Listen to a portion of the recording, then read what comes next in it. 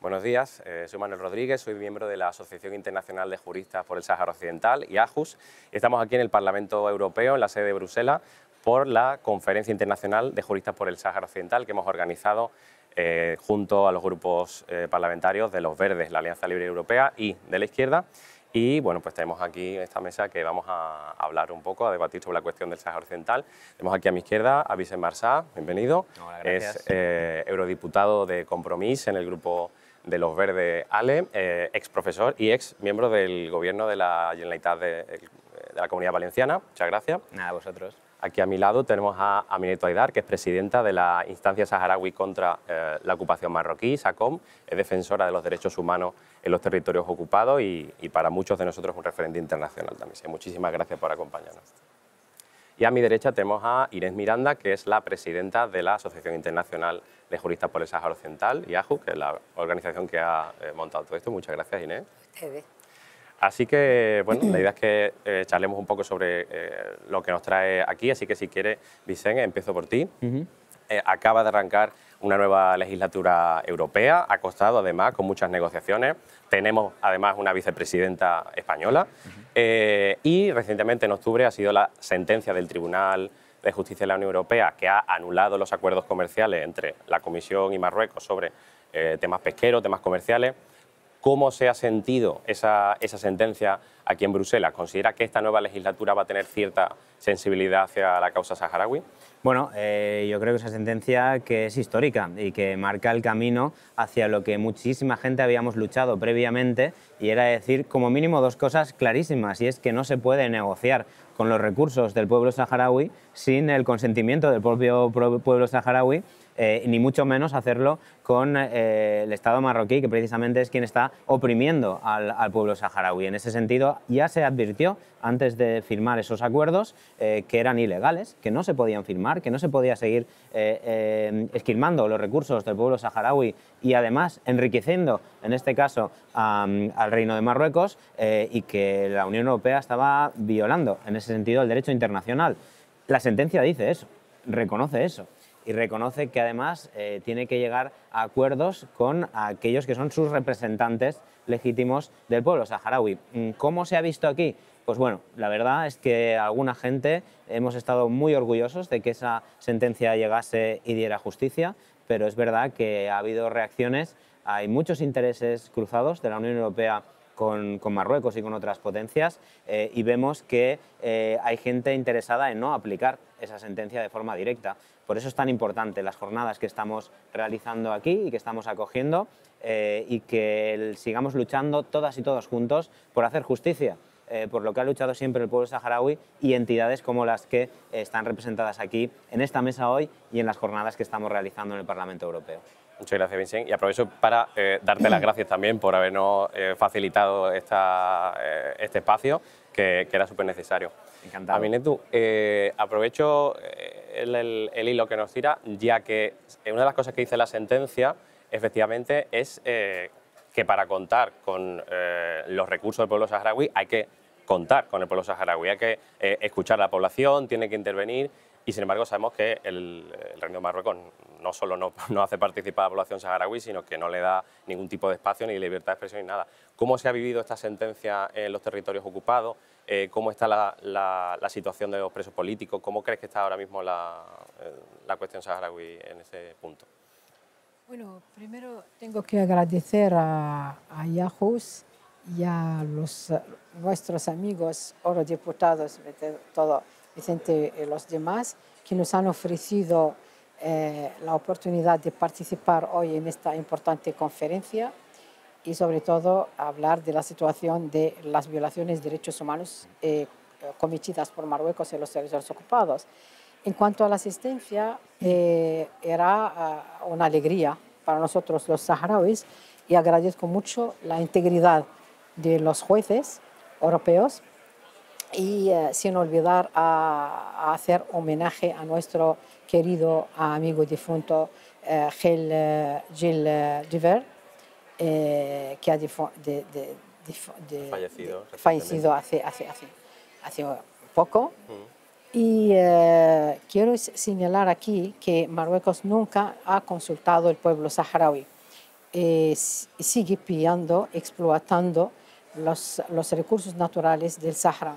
El territorio saharaui es muy rico y al mismo tiempo la población saharaui vive la pobreza, la precariedad de sus condiciones de vida. Los diplomados, los cuadros saharauis no tienen derecho de beneficiar un trabajo, son marginalizados y la prioridad está acordada a los colonos marroquíes. Y tengo que señalar también que 2 días después de la declaración de la asistencia se declanchó, hubo unas manifestaciones, unas protestas en Dakhla, hasta hoy en día, para mostrar a la Unión Europea que aquí nosotros los saharauis en Dakhla, que ahora Marruecos está vendiendo que es una zona turística, no sé qué, que aquí estamos viviendo la pobreza, estamos muriendo de hambre. Y en vez de darles sus derechos, le están dando palizas. Así es la situación. Y en cuanto a la situación de los presos políticos, es deplorable. Las familias sufren también, no pueden visitarles. Hay algunos que nadie sabe de ellos, como Hedi, por ejemplo, que está siempre maltratado, y los demás. Y son presos de opinión, son inocentes y han subido la tortura. Marruecos ahora está usando también la detención arbitraria contra menores, contra jóvenes saharauis y fabricando acusaciones falsas para no dejar ningún joven en el territorio saharaui para no protestar. Nadie ahora puede expresarse libremente. No hay posibilidad de expresar libremente, manifestarse o hacer protesta que sea de aspecto político, económico o cultural. Imposible.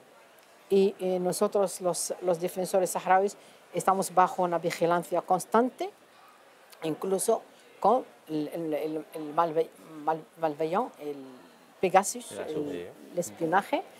Yo personalmente soy víctima de espionaje.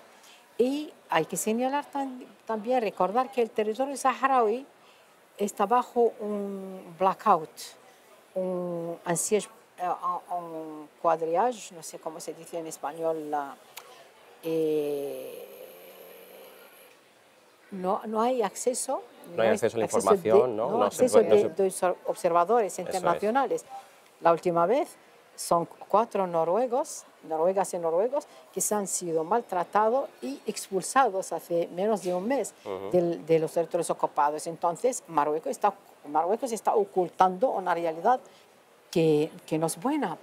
Allí está la MINURSO, pero no hace nada. Es un testigo internacional ciego. Claro. Entonces, la situación es alarmante. Muchas gracias por contárnoslo. De verdad que varios de los miembros de nuestra asociación han sido expulsados varias veces de los territorios ocupados o de los tribunales marroquíes. Para eso, bueno, Inés, como presidenta de IAJUS, que es una asociación de juristas que hemos organizado esta jornada con activistas, con periodistas, con profesionales, con profesores y profesoras de Derecho Internacional de varias universidades. Recientemente ha sido a la conferencia europea, la EUCOCO, en Lisboa. Hace 2 meses estuvimos en la 4ª Comisión de Naciones Unidas. Desde la sociedad civil se está desplegando una importante labor de presión, de vigilancia, de intentar visibilizar el tema. ¿Crees que esta sentencia del Tribunal de Justicia de la Unión Europea puede ser una herramienta de trabajo para los profesionales jurídicos que están implicados en la causa saharaui? Bueno, yo en primer lugar también agradecer a Vicente y en su nombre a todos los eurogrupos que nos han apoyado para trabajar en el seno del Parlamento Europeo de políticas que afectan al pueblo saharaui y que emanan de aquí. Entonces, aquí estamos representadas todas y todos los europeos y hemos considerado que este foro era el adecuado y, por supuesto, nos lo han facilitado, que para eso nos representan. Y en cuanto al planteamiento de si es un instrumento de trabajo, sí, es un instrumento de trabajo. Las sentencias vienen a recoger lo que ya el derecho internacional ha determinado claramente y lo que nosotros venimos denunciando desde el primer momento que estamos al lado, acompañando al pueblo saharaui en su legítimo derecho a la autodeterminación. Se lo reconoce la Carta de Naciones Unidas, se lo reconocen sendas resoluciones de Naciones Unidas. Entonces, no hay nada nuevo sobre la mesa, porque como ya también se ha dicho aquí, lo que hay nuevo es que alto y claro, el Tribunal de Justicia de la Unión Europea le ha dicho a los países miembros que han actuado contra la ley, pero además a sabiendas, porque previamente ya habíamos anunciado y ya se había dicho por los europarlamentarios y europarlamentarias que esos acuerdos eran ilegales. ¿Por qué? Porque se ha negociado con los recursos naturales de un territorio ocupado por la fuerza y sobre el que, no nos olvidemos, España es la potencia administradora. Y creo que hay que deshacer esa falacia, ese eufemismo que se han inventado en la doctrina, diciendo que está la potencia administradora de facto y de jure. No, o se es o no se es, y España lo es. Y no es que de facto no lo sea, es que está incumpliendo con sus obligaciones y responsabilidades que le vienen impuestas por la Carta de Naciones Unidas en su artículo 73 y concordante. Por lo tanto, esta resolución, estas sentencias son un instrumento importante de trabajo que traducen que la voluntad del pueblo saharaui tiene que ser expresada a través de su legítimo representante, que es el Frente Polisario, que también ya desde el año 79 lo viene diciendo Naciones Unidas de forma contundente, también se recoge en esta sentencia, y el consentimiento es una cuestión fundamental, algo tan simple como que nadie puede entrar en nuestras casas y decidir sobre nuestros hijos y nuestras hijas. Pues eso es lo que ha hecho la Unión Europea con el pueblo saharaui, es lo que está consolidando. Y por otro lado, también de esta sentencia se desprende de forma palmaria, que los territorios que han sido adquiridos por la fuerza, como es este caso, no pueden consolidarse ni ser parte de la potencia ocupante, y esto está pasando. Entonces, una de las primeras consecuencias que hay que adoptar y que hay que ser efectivos es que no se puede participar en la consolidación de la ocupación. Y aquí hay que denunciar a España en primer lugar con estos acuerdos preferenciales que de hecho mantiene día a día con Marruecos. Hay que denunciar también a la Unión Europea, hay que estar atentos porque los acuerdos que se puedan firmar con Marruecos no ha dicho el pueblo saharaui que no quiere hacerlo. El pueblo saharaui ha dicho a la Unión Europea, nosotros sí que vamos a negociar, pero con nuestro representante, que es el Frente Polisario. El Frente Polisario no ha negado en ningún momento esa posibilidad de diálogo, sino todo lo contrario se ha ofrecido. Por lo tanto, acciones a tomar hay muchas. No consolidar la ocupación. No se le pueden vender armas a Marruecos. No se le pueden vender armas a Marruecos que utiliza contra el pueblo saharaui. Es la primera vez, con todo el análisis en derecho comparado y en el estudio colonial que tenemos realizado, que vemos que la potencia administradora vende y regala armas a la potencia ocupante para que las utilice contra la población ocupada. Y de eso doy fe, como lo estaba comentando mi nieto, lo doy fe porque hemos visto ese armamento en el territorio ocupado, porque hemos visto cómo se le regala armamento. Y desde luego no podemos aludir a cuestiones comerciales porque una determinada empresa expulsa al personal. No, lo que hay que hacer es trabajar con cabeza. Y no podemos venderle armas, por ejemplo, a Israel para que continúe con este genocidio con el pueblo palestino y luego, bueno, decir que estamos apoyando a Palestina y estamos denunciando el genocidio que se está cometiendo por Israel. Pues en este caso es exactamente lo mismo. Y yo insisto que la Unión Europea juega un papel fundamental, pero España tiene un papel esencial y no podemos decir que nuestro país, en este caso, se erige como el representante del grupo de amigos constituido al efecto, el grupo de amigos del Sáhara, para apoyar al Sáhara, y lo que se ha deducido desde su existencia son acciones contra el pueblo saharaui y acciones que favorecen la ocupación. Y termino diciendo que tampoco es baladí la acción de Marruecos. La acción de Marruecos con respecto al Sáhara, además hay muchas aristas a este respecto. Estamos viendo cómo se mantiene de forma también colonial con respecto a Ceuta y Melilla, cómo ha lanzado ya la patita al Atlántico y consideran que nuestras aguas, que las aguas canarias sobre las que España no se atreve a debatir también son suyas.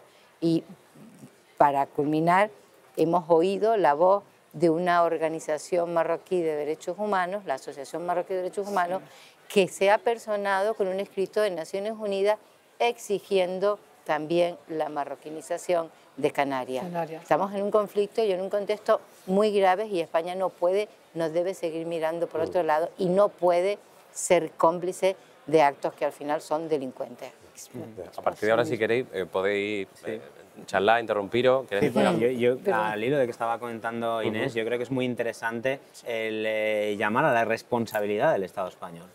La tiene desde el inicio de esta situación, pero la tiene todavía más después de la sentencia. Y es que, como estaba diciendo Inés, hay unas responsabilidades que se determinan claramente en el que no se puede dar apoyo en este caso al Estado que está oprimiendo y que consolida unos derechos que son ilegítimos y que están utilizando de forma extractiva a un territorio que está ocupado. Y eso se hace con el apoyo de los recursos del Estado español. Y eso implica unas consecuencias también y unas responsabilidades del Estado por, como mínimo, mirar hacia otro lado cuando no se está haciendo directamente ayudar a que esto ocurra. Por lo tanto, es importantísimo poner el foco aquí, y es que el Estado español no puede continuar con la misma actuación que está haciendo. Esta sentencia lo reafirma otra vez más, como Estado que forma parte de la Unión Europea, no puede continuar mirando hacia otro lado y firmando acuerdos con Marruecos, precisamente, que está ocupando ilegítimamente los recursos y sacando beneficio de los recursos del pueblo saharaui. Y eso es una parte importante. Y la segunda parte, que creo que es también muy importante, llamar la atención, y yo creo que estas jornadas pueden servir también, ¿no? Prepararse para cuando alguien tenga la tentación, y creo que en esta casa se está teniendo también, de seguir negociando con Marruecos un nuevo acuerdo sin negociar con el Frente Polisario. En la misma sentencia dice que el representante legítimo del pueblo saharaui lo reconoce al Frente Polisario. Y al mismo tiempo ya vemos, yo estoy en la Comisión de Comercio Internacional, tuvimos el otro día una comparecencia de la comisión para explicar en qué situación queda el acuerdo después de la sentencia. No nos explicaron gran cosa. Ya mi pregunta, lancé una pregunta concreta sobre cómo y cuándo van a negociar con el Frente Polisario, de qué manera van a dar resolución a esa sentencia para que sea de verdad el pueblo saharaui el que obtenga los beneficios, si los quiere, y si quiere participar de esa negociación o de ese acuerdo. Y la respuesta fue muy evasiva. Y a mí me da que pensar que igual tienen la tentación de negociar con Marruecos una parte y decir luego que de forma implícita el pueblo saharaui va a tener beneficios. Eso no puede ser, lo tenemos que parar. Y yo creo que estas jornadas tienen que servir también para lanzar un grito, para prevenir esta posible tentación que tenga la Comisión Europea y sus países miembros, y cómo vamos a reforzar el trabajo para evitarlo, porque no se puede consentir que los recursos del pueblo saharaui no los gestione su destino el pueblo saharaui, y eso es para lo que estamos aquí. Exactamente. Sobre todo que Marruecos siempre intenta engañar a la Unión Europea y los países occidentales diciendo que sí, que los saharauis están beneficiando de esos recursos. Tiene unos pro-marroquíes, unos traidores que están beneficiando, pero es una poca gente, y son ellos que siempre dicen a la Unión Europea que sí, que nosotros tenemos aquí nuestras empresas, que estamos aprovechando o beneficiando de nuestros recursos. Entonces, no es así, porque el 95% de la población saharaui vive en la pobreza, la marginalización. Y nosotros, como activistas, como derechos humanos, y toda persona que tiene el coraje de decir no a la tesis oficial marroquí en cuanto a la cuestión saharaui, no tiene ni derecho de tener un empleo, un trabajo, ni sus hijos, ni sus familias. Yo personalmente hablo de mi caso, estoy expulsada de mi trabajo por mi activismo, mis hijos no pueden trabajar, mis sobrinos no han podido conseguir un trabajo por el nombre Haidar. Lo mismo para Mina Bari, para Garia Jimmy, para Abdurrahman Zayo, que son cuadros saharaui y le han expulsado hace un año de su trabajo. Mina Bari lo mismo, por ser defensora. Entonces, no es así. Hay que negociarlo con el Frente Polisario, que es nuestro representante legítimo. Sí. Cuando estamos en la cuarta comisión, se presentó, no sé si te acuerdas, un señor diciendo que creo que era alcalde de Dakhla y decía, a mí me han votado, por tanto yo soy el representante de los saharauis. Oiga, la legislación internacional es muy clara sobre que el pueblo saharaui habla a través de su legítimo representante, que es el Frente Polisario, y tiene que estar en la mesa y tiene que tener sus cauces para poder participar y, por supuesto, los rendimientos económicos de esos recursos que se están vendiendo por el mundo, que en Europa consumimos todo eso a diario, no lo está recibiendo la población autóctona, ¿no? O sea, que encima se usa la pobreza como herramienta de presión. Autóctona, exactamente. ¿Quién ha votado? Los marroquíes. Claro. Y una capa saharaui, sociedad saharaui, que tiene una mensualidad, un sueldo de 110 euros a 220 euros. 220. Y para mí es un esclavaje económico, es una sumisión económica, porque para tener este tipo de sueldo tienes que estar siempre en las fiestas marroquíes, diciendo que es Sahara marroquí. Cuando estés en una manifestación, una actividad en favor de la independencia, el sueldo ya. Y actos que consolidan la ocupación son actos con gran repercusión económica. La aplicación del derecho humanitario y de los convenios de Ginebra es esencial en la zona, en el territorio ocupado. Estos convenios no se aplican, has nombrado las elecciones, pero bueno, las elecciones en un territorio ocupado, organizadas por el ocupante a tiro de pistola, pues en fin. Y además no se ha votado libremente, ni se ha presentado a nadie libremente y vulneran el derecho humanitario ese tipo de acción. Pero hablando de lo que tenga repercusión económica, no solo es el acuerdo de pesca y el acuerdo de agricultura. ¿Qué pasa con las energías renovables? ¿Qué pasa con las energías limpias? Que ahora, pues bueno, hablando de sostenibilidad y de energías limpias, parece que cualquier empresa de cualquier nacionalidad puede actuar en un territorio ocupado. Y este neocolonialismo verde en el Sáhara está dando mucho rendimiento a empresas europeas, importantes empresas españolas, que no son tocadas y que están afectadas directamente por el pronunciamiento de esta sentencia. Empresas europeas que están trabajando en la construcción del muelle de Dakhla, que es muy importante y que yo no sé si Canarias, y yo sé que Canarias se lo ha planteado, y si se lo ha planteado España, la tremenda competencia que eso implica. Si ya no queremos ver la defensa de los derechos humanos del pueblo saharaui, piensen en los derechos económicos de España, también va en contra de ello. Entonces, son muchas aristas que vamos a estar tratando en esta conferencia. Estamos tratando un tema que a mí me parece fundamental y que esta oportunidad evidencia, que es el tratamiento del Sáhara en los medios de comunicación. No existe. Lo que existe es lo que en Marruecos como potencia ocupante quiere decir, y lo que dice ya lo sabemos. El lawfare, que también los saharauis han sido víctimas del lawfare. Pensemos hace 2 años en lo que ha sucedido con el presidente. O sea, que son unas conferencias en las que intentamos tocar todas las cuestiones técnicas, jurídicas que afectan a la causa saharaui, en la que esperamos poder dar, yo no digo un dictamen, pero sí, ni una receta, pero sí un análisis más profundo, como vamos haciendo hasta ahora. Pero está claro que en la ocupación de los pueblos es fundamental el aprovechamiento económico que obtiene no solo el ocupante, sino sus aliados. Y nosotros hemos sufrido en primera persona, hablo de Canarias en este caso con los saharauis, esa ocupación.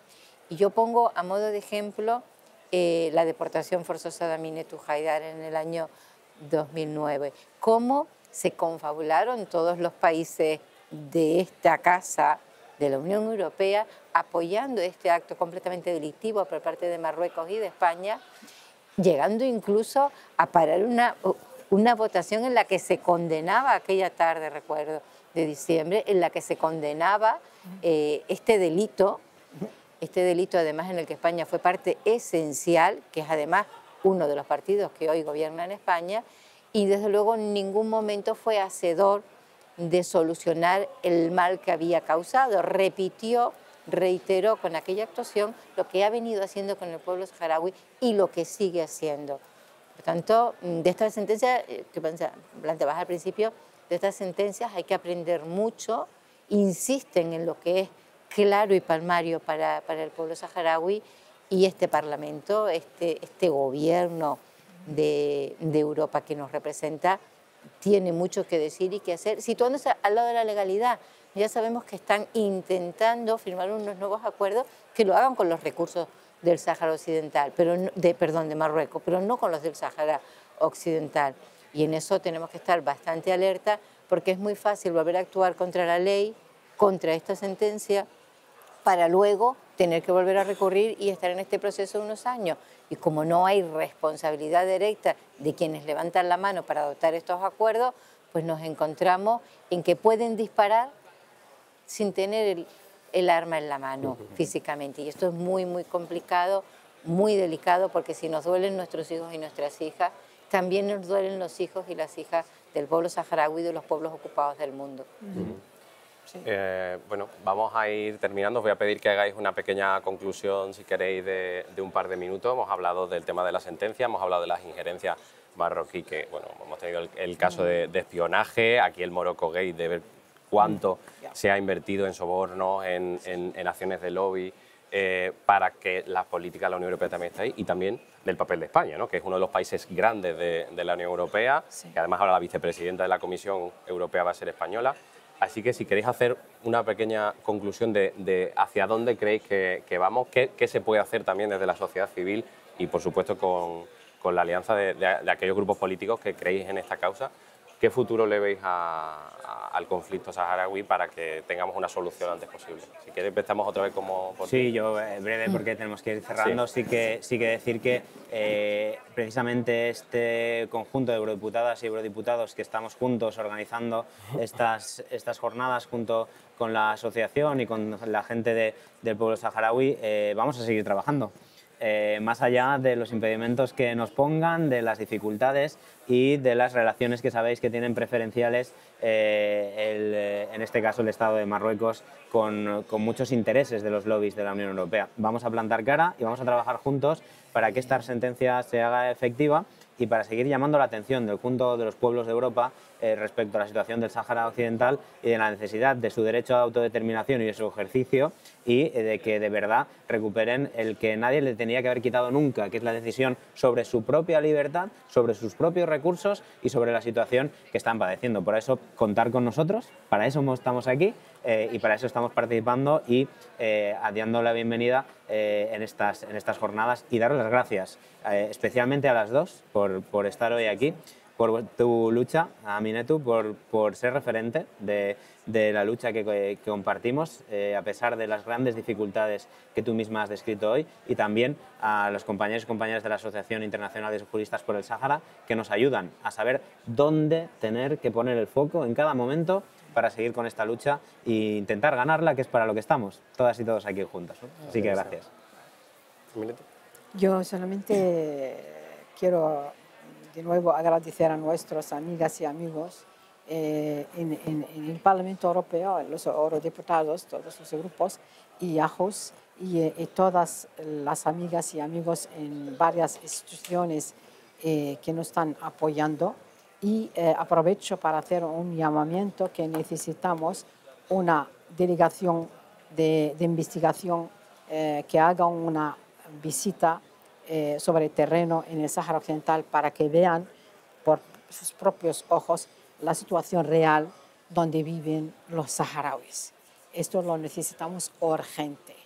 Es un llamamiento que yo hago a Vicente a través de usted, a todos los amigos eurodiputados, porque necesitamos esta protección. El otro mensaje, que nosotros los saharauis somos determinados, que vamos a seguir nuestra lucha a pesar de las violaciones, de las privaciones, de las amenazas marroquíes, de la detención arbitraria, vamos a seguir nuestra lucha pacífica porque somos conscientes que tenemos que sacar nuestro derecho y que tenemos justicia, que nuestra causa es legítima y justa. Y muchas gracias. Gracias, Inés. Inés. Pues brevemente, hay que concluir con la descolonización del Sáhara Occidental. España es un papel fundamental el que tiene que jugar, y no en contra del pueblo saharaui, sino a favor de concluir el proceso de descolonización. Hay que seguir trabajando juntas desde este ámbito. Hay que reforzar y cumplir la ley. Es lo único que tiene que hacer Europa, es lo que tiene que hacer España. Y yo insisto tanto en España porque es la potencia administradora. E igual que Portugal no se desentendió de Timor-Este, tampoco España puede desentenderse del Sáhara Occidental. Y, para no reiterarme, únicamente exigir la libertad de los presos políticos saharauis, que hay 9 personas condenadas a cadena perpetua por decir lo que estamos diciendo nosotras hoy aquí. Y eso desde luego no tiene perdón. No tiene perdón que una persona esté presa por sus ideas, por expresarse y además habiéndolo hecho encima de forma pacífica. Y ahí es otra invitación al Parlamento, es un papel fundamental el que se juega para que Marruecos libere a estas personas que ya llevan pues, 15 años en prisión por exigir el derecho a vivir en paz. Muchas gracias a los tres, muchas gracias a Vicent Mersá, eurodiputado de Compromís en el grupo Los Verdes Ale, Amineto Aidar, presidenta de ISACOM, Inés Miranda, presidenta de AJU. Y por mi parte, muchas gracias de verdad por cedernos las instalaciones del Parlamento Europeo para esto tan necesario, que lo que estamos intentando precisamente con 100 periodistas, juristas, activistas, demostrar que cuando gritamos Sahara Libre no es solo un lema, no es solo un panfleto, no es solo una frase hecha, sino que hay razones jurídicas, sociales, de verdad, por las cuales el Sáhara Occidental merece ser libre y decidir su destino. Así que muchísimas gracias y bueno, hasta pronto. Gracias.